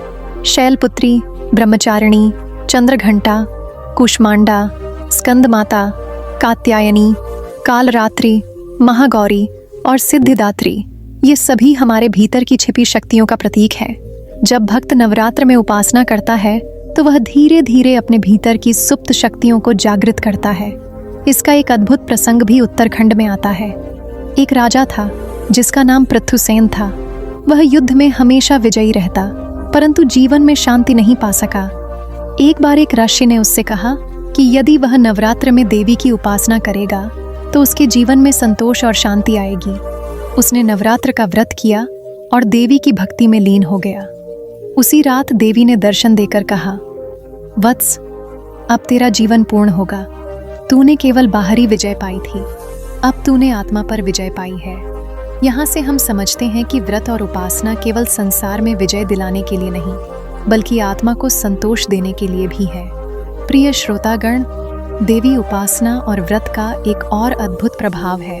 यह मनुष्य को करुणामय बना देता है। जब मनुष्य उपवास करता है तो उसे भूख का अनुभव होता है और जब वह स्वयं भूख का अनुभव करता है तो वह दूसरों की भूख को समझने लगता है। यही कारण है कि व्रत करने वाले लोग अक्सर दान करने में अग्रणी रहते हैं। इस प्रकार व्रत केवल साधना नहीं बल्कि करुणा का पाठ भी सिखाते हैं। क्या आपने कभी सोचा है कि लोग सालों साल व्रत और पूजा करते हैं फिर भी उनके जीवन से दुख क्यों नहीं मिटते? पद्म पुराण के उत्तराखंड में माता पार्वती ने यही प्रश्न भगवान शिव से किया और महादेव ने जो रहस्य बताया वो हमारे जीवन का मार्गदर्शन करता है। उन्होंने कहा, केवल बाहरी आडंबर से कुछ नहीं होता बल्कि भक्ति का असली फल तभी मिलता है जब हमारा भाव शुद्ध और निष्काम हो। आइए आज हम सुनते हैं इस अद्भुत संवाद को, जो हमें ये सिखाता है कि व्रत और उपासना केवल कर्म कांड नहीं बल्कि आत्मा की पवित्रता और मोक्ष का द्वार है। अब तक हमने सुना कि भगवान शिव और माता पार्वती के संवादों में व्रत, उपासना और तुलसी विवाह जैसी पावन परंपराओं का कितना गहन महत्व बताया गया है। इस 9वें भाग में हम और अधिक गहराई में उतरेंगे। यहाँ माता पार्वती स्वयं प्रश्न करती हैं कि मनुष्य जीवन में दुखों का अंत क्यों नहीं होता, जबकि वह अनेक देवताओं की पूजा, व्रत और दान करता है। महादेव इस रहस्य को खोलते हुए समझाते हैं कि केवल बाह्य आडंबर ही पर्याप्त नहीं, बल्कि अंतःकरण की पवित्रता ही मोक्ष का मार्ग है। एक प्रसंग आता है जब हिमालय की गोद में बैठे हुए महादेव को माता पार्वती ने कोमल स्वर में प्रश्न किया, नाथ, मैंने अनेक स्त्रियों को देखा है जो व्रत करती हैं, पूजा करती हैं, किंतु फिर भी उनके जीवन में दुख बना रहता है। कभी संतान की पीड़ा, कभी दरिद्रता का शोक, कभी वैवाहिक कलह, तो कभी रोग और विपत्ति। यदि व्रत और पूजा करने पर भी दुख समाप्त न हो तो उसका रहस्य क्या है? महादेव मुस्कुराए और बोले, देवी, यह रहस्य बहुत गहरा है। देखो, संसार में जो कुछ भी होता है वह केवल कर्म का फल है। जब तक कर्म के संस्कार जीव के साथ जुड़े रहते हैं तब तक उसे सुख दुख का अनुभव करना ही पड़ता है। व्रत और उपासना का वास्तविक उद्देश्य इन कर्म बंधनों को काटना है। किंतु यदि कोई केवल दिखावे के लिए, लोभवश या भयवश व्रत करता है तो उसका फल अल्प और क्षणिक होता है। परंतु यदि वही व्रत शुद्ध भाव और निष्काम भक्ति से किया जाए तो वह तुरंत फलित होता है। देवी ने पुनः पूछा, तो क्या यह माना जाए कि बाहरी विधियां उतनी आवश्यक नहीं जितनी भीतरी शुद्धता? शिव बोले, हाँ देवी, जैसे बिना आत्मा के शरीर निष्प्राण होता है, वैसे ही बिना भाव के पूजा और व्रत निष्फल होते हैं। तुलसी विवाह का ही उदाहरण लो। यदि कोई केवल परंपरा निभाने के लिए तुलसी विवाह करे तो उसे केवल लौकिक पुण्य मिलेगा, किंतु यदि कोई यह भाव रखे कि मैं अपनी आत्मा को परमात्मा से जोड़ रहा हूँ तो वह व्रत उसे जन्म मरण के चक्र से मुक्त कर देगा। यही कारण है कि पद्म पुराण में बार बार भाव की प्रधानता बताई गई है। इसके बाद महादेव ने देवी को अनेक व्रतों की महिमा सुनाई। उन्होंने कहा कि एकादशी व्रत सबसे श्रेष्ठ है क्योंकि यह इंद्रियों को संयमित करता है, परंतु इसके अतिरिक्त भी अनेक व्रत ऐसे हैं जो मनुष्य के जीवन को संवारते हैं। जैसे सोम व्रत, जो सोमवार को किया जाता है, शिव की कृपा पाने का माध्यम है। जो स्त्री या पुरुष सोमव्रत करता है उसके जीवन में चंद्रमा की तरह शीतलता और शांति आती है। फिर है प्रदोष व्रत, जो त्रयोदशी तिथि को किया जाता है। इस व्रत से शिव की विशेष कृपा मिलती है और यह जीवन की समस्त विघ्न बाधाओं को हर लेता है। महादेव ने यह भी कहा कि कार्तिक मास में दीपदान का अत्यधिक महत्व है। कार्तिक शुक्ल पक्ष की एकादशी को तुलसी विवाह होता है। इस दिन जो भक्त तुलसी और विष्णु का विवाह कराता है उसे अक्षय पुण्य की प्राप्ति होती है। यही नहीं, उसके कुल के पितर भी तृप्त हो जाते हैं और स्वर्ग लोक को प्राप्त करते हैं। यह सुनकर माता पार्वती ने कहा, नाथ, आपने तुलसी विवाह की महिमा तो बताई, किंतु क्या यह केवल स्त्रियों के लिए ही आवश्यक है या पुरुषों के लिए भी उतना ही फलदायी है? शिव बोले, देवी, यह व्रत सभी के लिए है। पुरुष हो या स्त्री, कोई भी यदि श्रद्धा पूर्वक तुलसी विवाह करे तो उसे अपार फल प्राप्त होता है, क्योंकि यह व्रत भक्ति का उत्सव है और भक्ति में स्त्री पुरुष, जाति पांति का कोई भेद नहीं। इसके बाद महादेव ने देवी को नवरात्र की महिमा सुनाई। उन्होंने कहा, देवी, नवरात्र केवल एक पर्व नहीं, यह तो आत्मा की साधना है। 9 दिन जब भक्त तुम्हारे 9 रूपों की पूजा करता है तो वह धीरे धीरे अपनी आत्मा के 9 आवरण हटाता है। अंत में दशमी के दिन वह विजय प्राप्त करता है, जो केवल बाहरी असुरों पर नहीं बल्कि भीतर के असुरों जैसे काम, क्रोध, लोभ, मोह, मद और मात्सर्य पर विजय होती है। माता पार्वती यह सुनकर भाव विभोर हो गईं। उन्होंने कहा, नाथ, यदि हर भक्त यह समझ ले कि व्रत और उपासना केवल कर्मकांड नहीं बल्कि आत्मशुद्धि का मार्ग है तो संसार के कितने ही दुख समाप्त हो जाएं। महादेव ने उत्तर दिया, देवी, यही तो धर्म का सार है। जो इसे समझ जाता है वही मुक्त हो जाता है।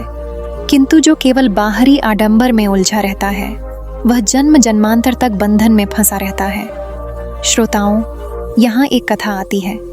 एक व्यापारी था जो हर वर्ष तुलसी विवाह करता था, किंतु उसका उद्देश्य केवल यही होता था कि उसकी दुकान खूब चले और उसे अधिक धन लाभ हो। वर्षों तक उसने तुलसी विवाह किया, परंतु उसके जीवन में कोई विशेष परिवर्तन न हुआ। एक बार वह बीमार पड़ गया और मृत्युशैया पर लेट गया। उसने स्वप्न में देखा कि तुलसी देवी प्रकट हुई और बोली, वत्स, तूने मुझे केवल धन के लिए पूजा, कभी प्रेम और श्रद्धा से नहीं, इसीलिए तुझे केवल लौकिक फल ही मिला, आध्यात्मिक नहीं। व्यापारी को अपनी भूल का भान हुआ। उसने पश्चाताप किया और अंतिम क्षणों में सच्चे भाव से भगवान का नाम लिया। उसी क्षण उसे दिव्य प्रकाश दिखाई दिया और उसकी आत्मा मुक्त हो गई। यह कथा यही बताती है कि भाव ही सबसे बड़ा आधार है। इसके बाद महादेव ने देवी को एक और रहस्य बताया। उन्होंने कहा, देवी, जब कोई भक्त व्रत करता है तो केवल स्वयं के लिए न करे। यदि वह दूसरों की भलाई के लिए भी संकल्प ले तो उसका फल अनेक गुना बढ़ जाता है। जैसे कोई स्त्री हरितालिका व्रत करे और केवल अपने सौभाग्य के लिए प्रार्थना करे तो उसे उतना ही फल मिलेगा, किंतु यदि वह यह प्रार्थना करे कि सभी स्त्रियों का जीवन सुखी हो तो उसका व्रत और भी महान हो जाता है। माता पार्वती ने कहा, नाथ, यह उपदेश तो अत्यंत अद्भुत है। इसका अर्थ है कि व्रत और उपासना न केवल व्यक्तिगत लाभ के लिए बल्कि सामूहिक कल्याण के लिए भी करनी चाहिए। शिव बोले, हाँ देवी, यही धर्म का वास्तविक स्वरूप है। जब तक मनुष्य केवल अपने लाभ की सोचता है तब तक उसकी साधना अधूरी है। जब वह दूसरों के सुख दुख को अपना समझने लगता है तब उसकी साधना पूर्ण होती है। अब यहाँ एक और प्रसंग आता है। एक ब्राह्मण स्त्री थी जो अत्यंत दरिद्र थी। उसने जीवन भर उपवास और व्रत किए, परंतु उसका जीवन कठिनाइयों से भरा रहा। एक दिन उसने निराश होकर कहा, क्या मेरे व्रत व्यर्थ हो गए? तभी रात में उसे स्वप्न हुआ और माता पार्वती प्रकट हुई। उन्होंने कहा, वत्से, तेरे व्रत व्यर्थ नहीं गए। तूने भले ही लौकिक सुख न पाया, परंतु तेरी आत्मा शुद्ध हो गई। अगले जन्म में तुझे वैभव और समृद्धि अवश्य मिलेगी, और सबसे बड़ा फल यह है कि तू मोक्ष के मार्ग पर अग्रसर हो गई है। ये सुनकर वह स्त्री प्रसन्न हो गई और उसने और भी श्रद्धा से व्रत करना आरंभ किया। श्रोताओं, यही संदेश है कि व्रत और उपासना कभी व्यर्थ नहीं जाते। उनका फल अवश्य मिलता है, चाहे तत्काल दिखे या अगले जन्म में। क्या आपने कभी सोचा है कि व्रत, उपासना और पूजा केवल नियम या परंपरा नहीं है? पद्म पुराण के उत्तरखंड में माता पार्वती ने यही प्रश्न महादेव से किया और शिव ने जो रहस्य समझाया वो हमारे जीवन का मार्गदर्शन करता है। उन्होंने कहा, केवल बाहरी अनुष्ठान पर्याप्त नहीं है। सच्चा फल तब मिलता है जब हमारा हृदय शुद्ध, भाव निष्काम और श्रद्धा पूर्ण हो।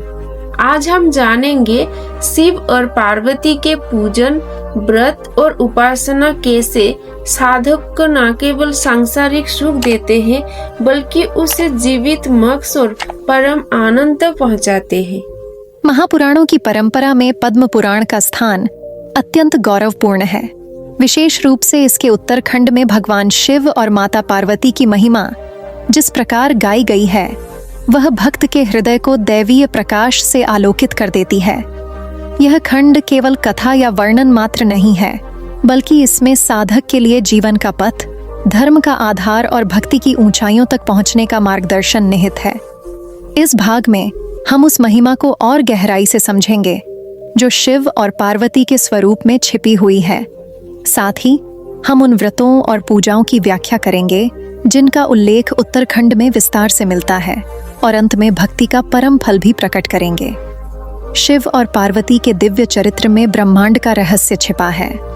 भगवान शिव संहार के देवता कहे जाते हैं, लेकिन उनका संहार केवल विनाश नहीं है। यह विनाश अज्ञान का है, यह विनाश अहंकार का है, यह विनाश मोह और लोभ का है। जब शिव संहार करते हैं तो वे संसार को शुद्ध करते हैं और उसे पुनः सृजन के लिए तैयार करते हैं। दूसरी ओर माता पार्वती शक्ति का स्वरूप है। वे प्रेम हैं, करुणा हैं, मातृत्व हैं, त्याग हैं।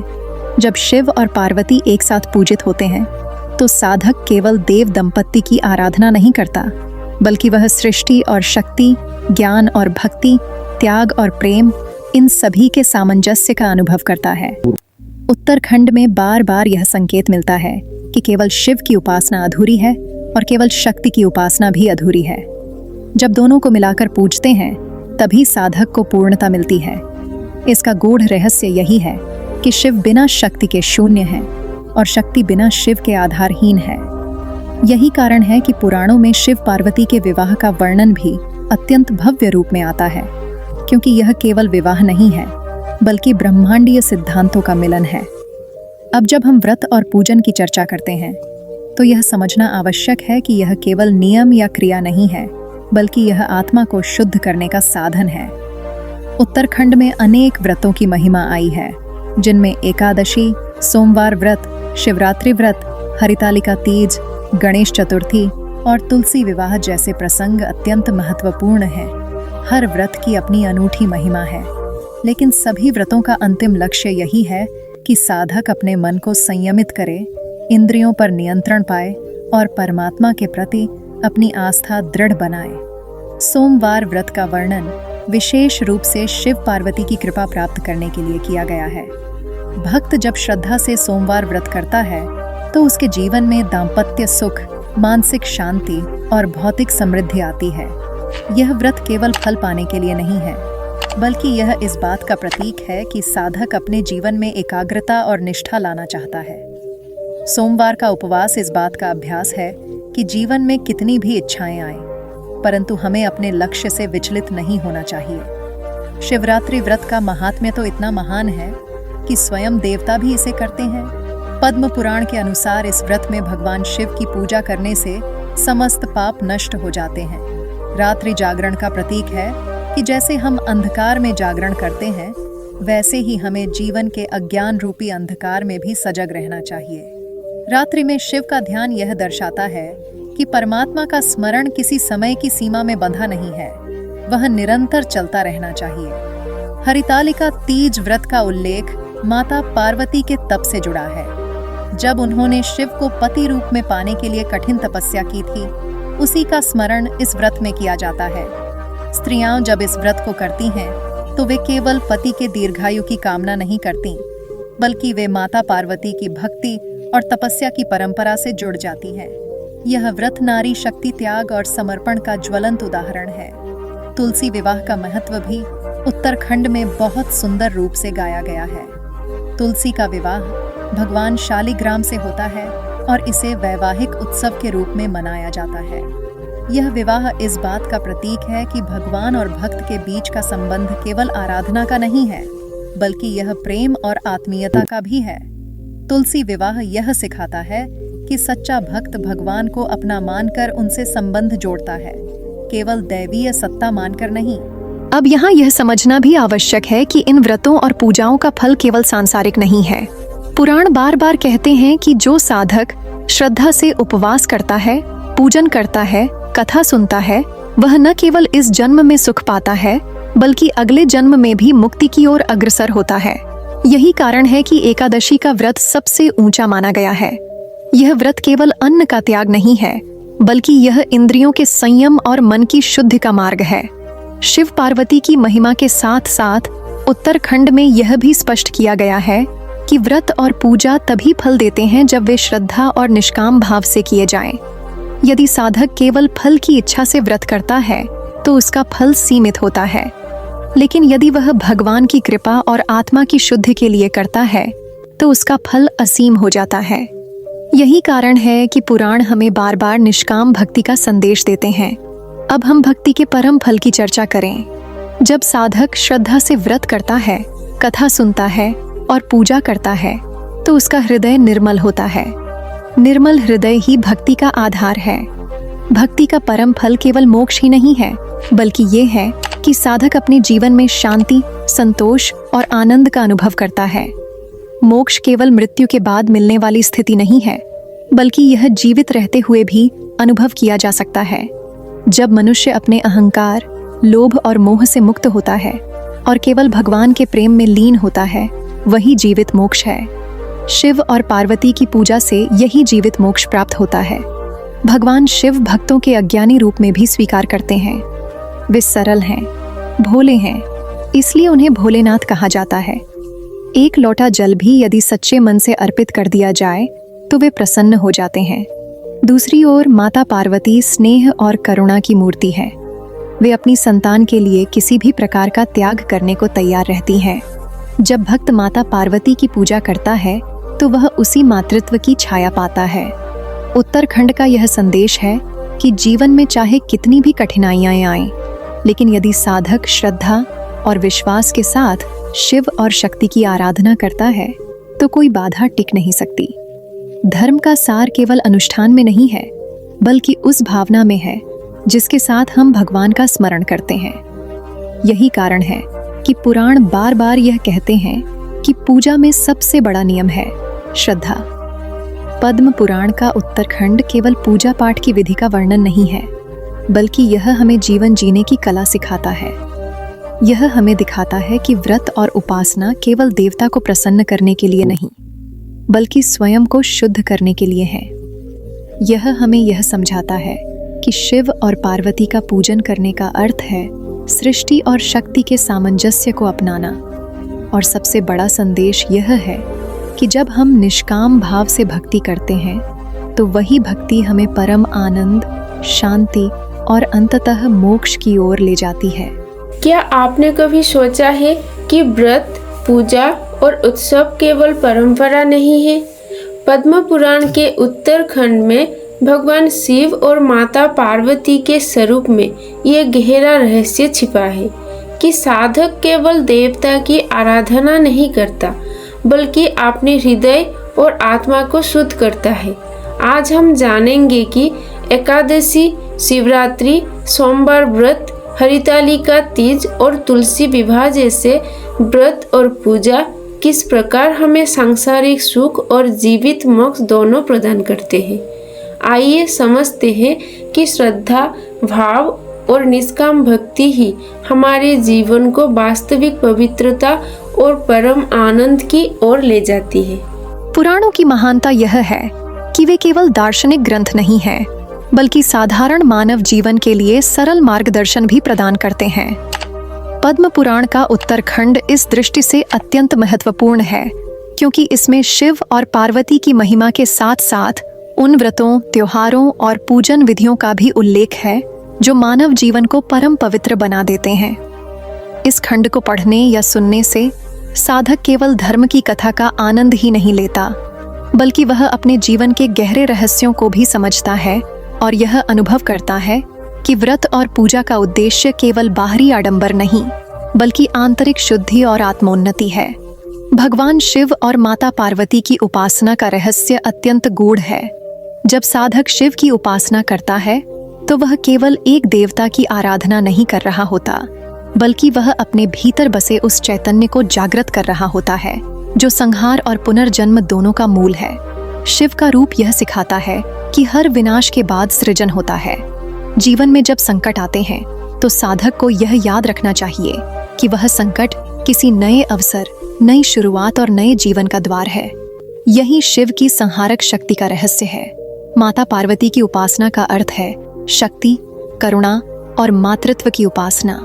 वे केवल शिव की अर्धांगिनी ही नहीं, बल्कि संपूर्ण सृष्टि की माता हैं।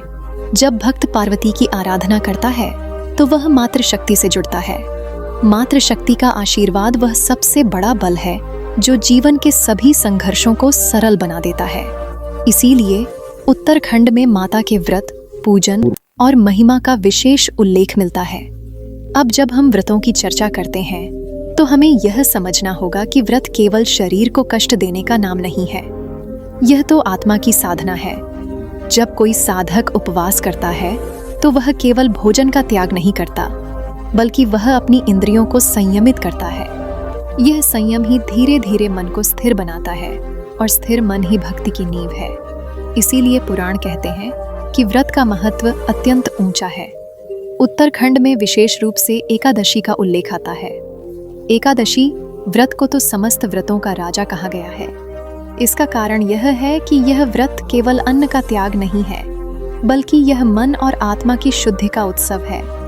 एकादशी का व्रत यह सिखाता है कि भोजन केवल शरीर को ही पोषण नहीं देता, बल्कि यह मन को भी प्रभावित करता है। जब साधक एक दिन के लिए अन्न का त्याग करता है तो वह अपने भीतर जागृति, संयम और एकाग्रता का अनुभव करता है। इसी प्रकार शिवरात्रि व्रत का महत्व भी अपरंपार है। पद्म पुराण के अनुसार यह व्रत करने से सभी पाप नष्ट हो जाते हैं और साधक शिव के सान्निध्य को प्राप्त करता है। शिवरात्रि की रात को जागरण करना इसका गूढ़ रहस्य है। यह जागरण केवल बाहरी नहीं है, बल्कि यह भीतर के अज्ञान से जागना है। यह प्रतीक है उस चेतना का जो हमें निरंतर सजग रखती है कि जीवन का हर क्षण परमात्मा को समर्पित होना चाहिए। सोमवार व्रत, हरितालिका तीज, गणेश चतुर्थी, तुलसी विवाह, इन सभी व्रतों और त्योहारों का एक ही उद्देश्य है कि साधक अपने जीवन को संयमित, अनुशासित और भगवान के प्रति समर्पित बनाए। जब स्त्रियां हरितालिका तीज का व्रत करती हैं, तो वे केवल पार्वती की कथा नहीं दोहराती, बल्कि उनके तप और भक्ति का अनुकरण करती हैं। जब भक्त तुलसी विवाह करते हैं, तो वे केवल उत्सव नहीं मनाते, बल्कि यह स्मरण करते हैं कि भगवान और भक्त के बीच का संबंध केवल भक्ति का ही नहीं, बल्कि आत्मीयता और प्रेम का है। पुराणों में यह भी स्पष्ट कहा गया है कि यदि व्रत और पूजा केवल दिखावे के लिए किए जाएं, तो उनका कोई फल नहीं मिलता। जब साधक श्रद्धा से, निष्काम भाव से, पूरी श्रद्धा और आस्था के साथ व्रत करता है, तभी उसे वास्तविक फल मिलता है। श्रद्धा का अर्थ है पूर्ण विश्वास। जब साधक भगवान पर विश्वास करता है, तभी उसकी पूजा सार्थक होती है। यही कारण है कि पद्म पुराण के उत्तरखंड में बार बार यह संदेश दिया गया है कि भक्ति निष्काम होनी चाहिए। अब यह भी विचारणीय है कि इन व्रतों और पूजाओं का प्रभाव केवल व्यक्ति पर ही नहीं, बल्कि पूरे समाज पर पड़ता है। जब एक परिवार एक साथ मिलकर पूजा करता है, तो उसमें आपसी प्रेम और सौहार्द बढ़ता है। जब गांव या नगर सामूहिक रूप से व्रत और त्योहार मनाता है, तो उसमें एकता और भाईचारा बढ़ता है। इस प्रकार धर्म केवल व्यक्तिगत साधना नहीं है, बल्कि यह सामाजिक समरसता और एकता का भी आधार है। शिव और पार्वती की पूजा हमें यह भी सिखाती है कि जीवन में संतुलन कितना आवश्यक है। शिव त्याग के प्रतीक हैं। वे वस्त्रहीन हैं, भस्म लगाते हैं, व्याघ्र चर्म धारण करते हैं, काशी में श्मशान के बीच वास करते हैं। दूसरी ओर पार्वती श्रृंगार की देवी हैं, सौंदर्य और ऐश्वर्य की प्रतिमा है। दोनों का मिलन यह संदेश देता है कि जीवन में केवल त्याग या केवल भोग नहीं, बल्कि दोनों का संतुलन आवश्यक है। यही संतुलन ही धर्म का सार है। पद्म पुराण में यह भी बताया गया है कि शिव और पार्वती की पूजा करने से साधक के सभी पाप नष्ट हो जाते हैं। लेकिन यहाँ पाप का अर्थ केवल बाहरी अपराध नहीं है। पाप का अर्थ है वह अज्ञान, वह मोह, वह लोभ और वह क्रोध जो मनुष्य को ईश्वर से दूर करता है। जब साधक भक्ति करता है, तो उसका मन शुद्ध होता है और यह शुद्धि ही पाप का नाश है। अब भक्ति के परम फल की चर्चा करें। जब साधक निरंतर पूजा और व्रत करता है, तो उसका मन धीरे धीरे शांत होता है। शांत मन ही भक्ति की पराकाष्ठा है। यही मन साधक को आत्मा के दर्शन कराता है। यही आत्मा अंततः उसे परमात्मा से मिलाती है। यही मिलन मोक्ष है। इसीलिए पुराण कहते हैं कि शिव और पार्वती की उपासना करने से साधक केवल सांसारिक सुख ही नहीं पाता, बल्कि उसे परम आनंद की प्राप्ति होती है। उत्तराखंड का यह भाग हमें यह सिखाता है कि व्रत और पूजा केवल एक दिन का अनुष्ठान नहीं है, वे जीवन की निरंतर साधना है। जब साधक उपवास करता है, तो वह अपने भीतर की इच्छाओं को नियंत्रित करता है। जब वह कथा सुनता है, तो वह अपने मन को ज्ञान से आलोकित करता है।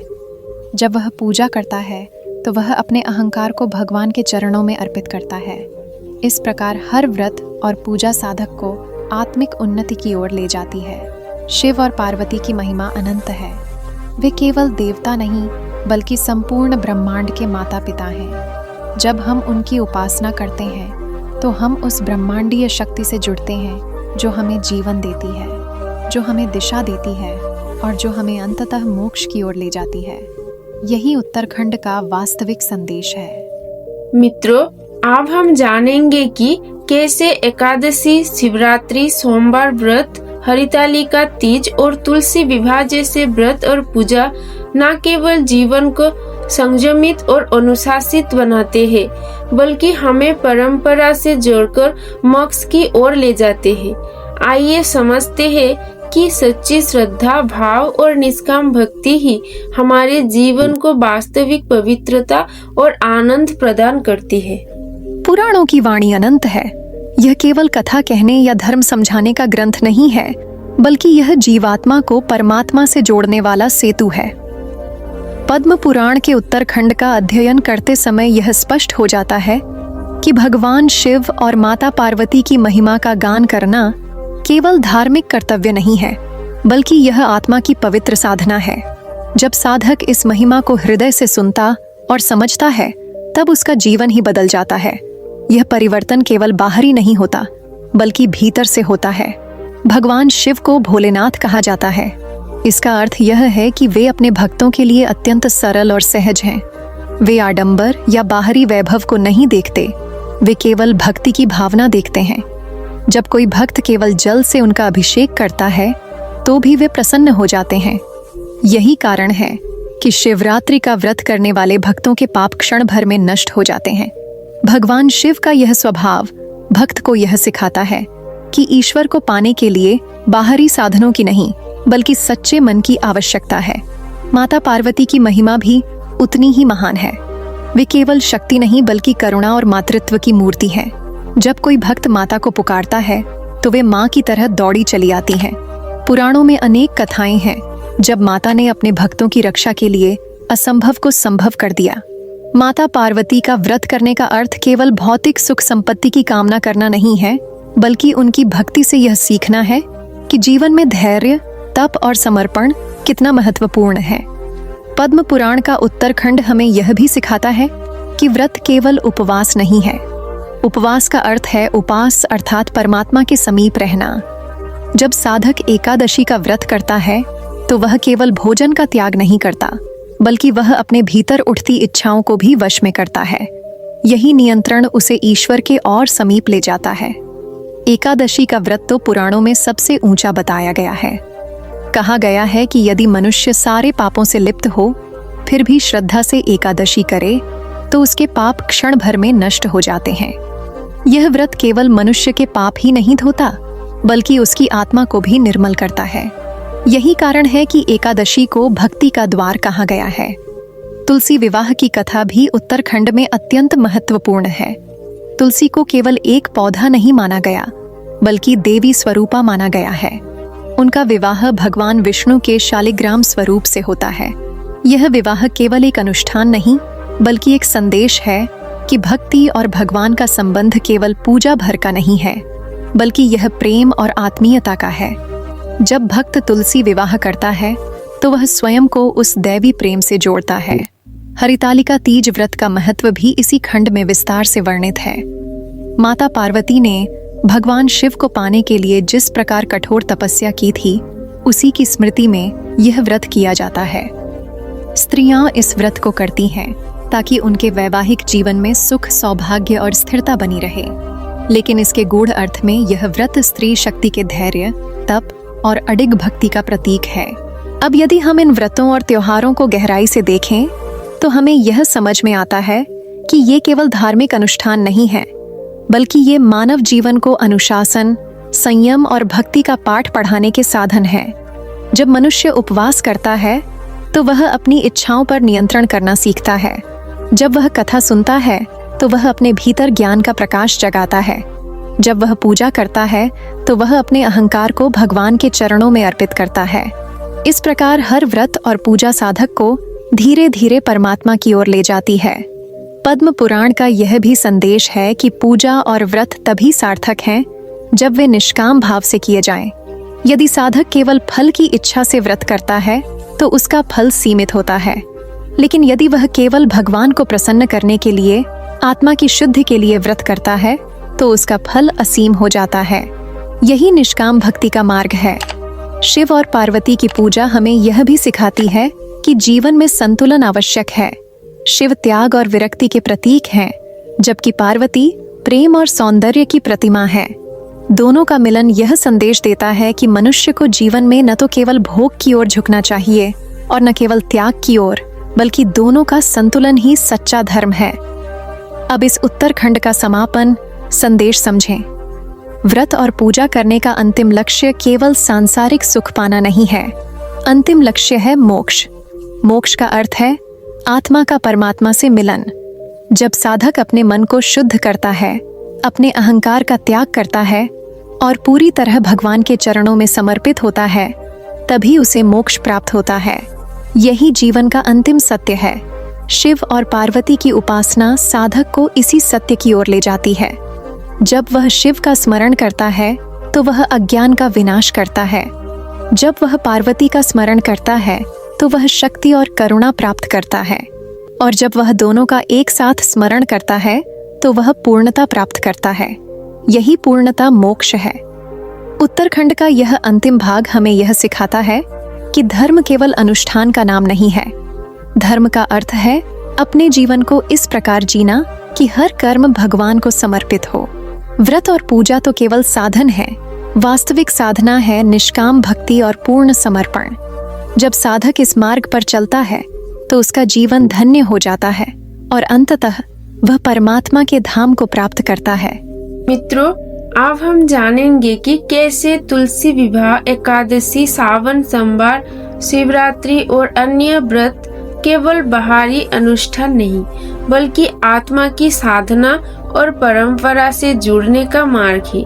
आइए समझे कि सच्ची भक्ति, श्रद्धा और सेवा भाव ही हमारे जीवन को सुख, शांति और मोक्ष की ओर ले जाती है।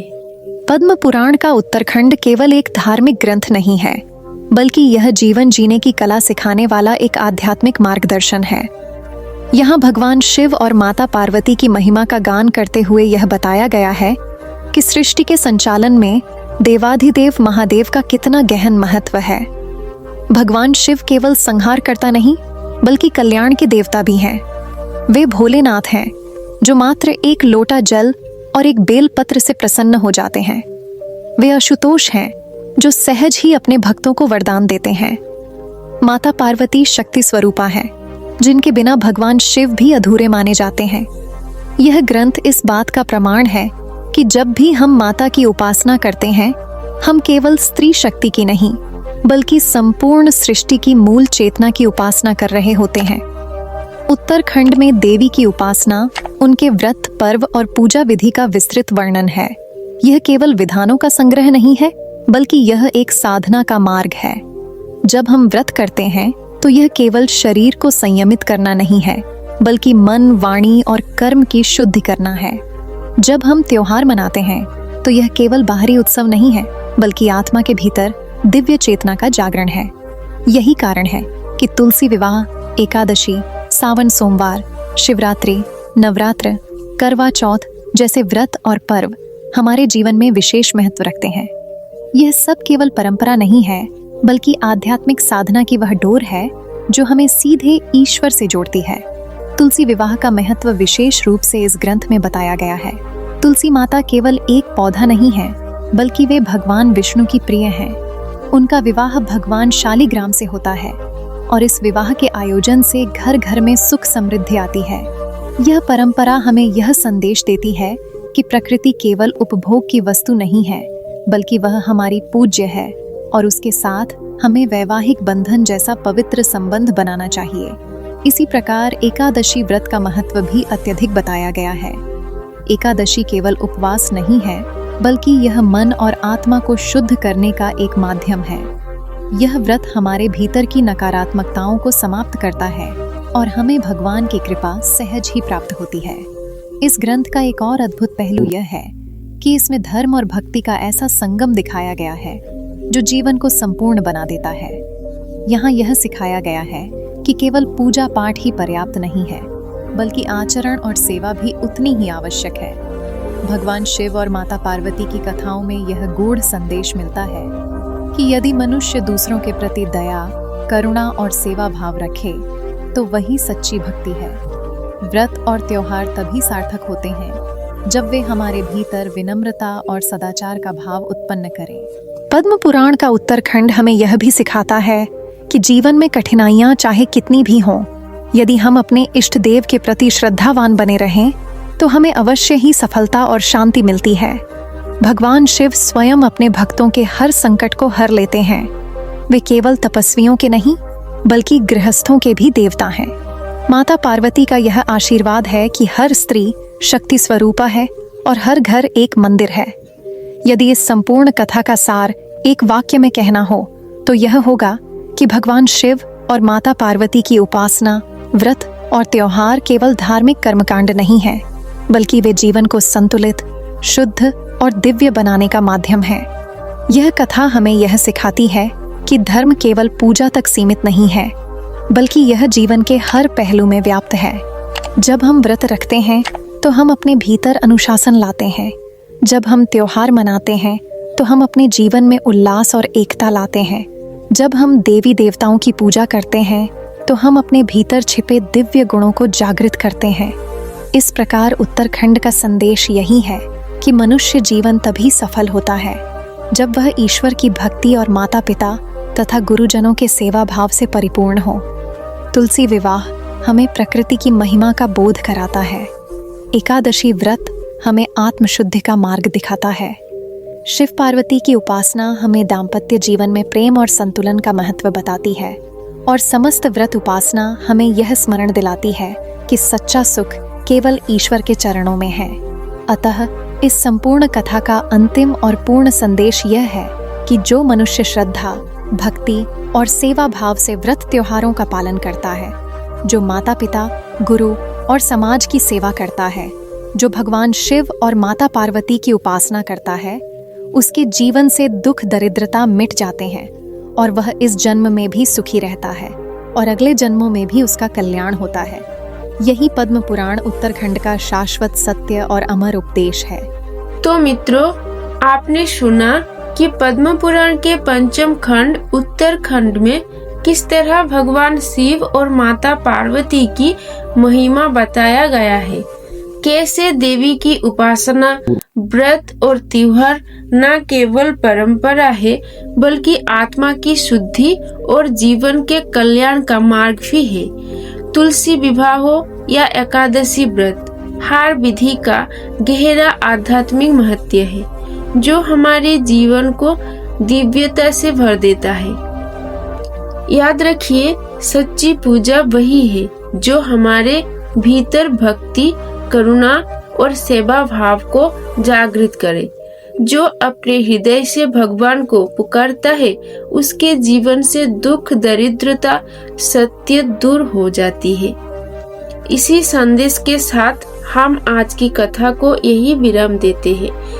यदि ये कथा आपको अच्छी लगी हो तो इसे दूसरों तक अवश्य पहुंचाइए ताकि हर कोई पद्म पुराण के इन दिव्य उपदेशों का लाभ ले सके।